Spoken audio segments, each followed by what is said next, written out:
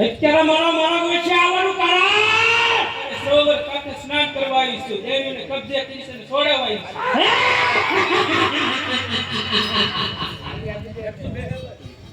આ બધી દેવીઓનો હપ્તો થવા એકને એક રીતે લાઈન કર. જરૂર આપણને પેલી સક્ષરીના દર્શન થાય અને આપણે એના દર્શન કરવા અને એને સાચી યુઝ કરવું છે.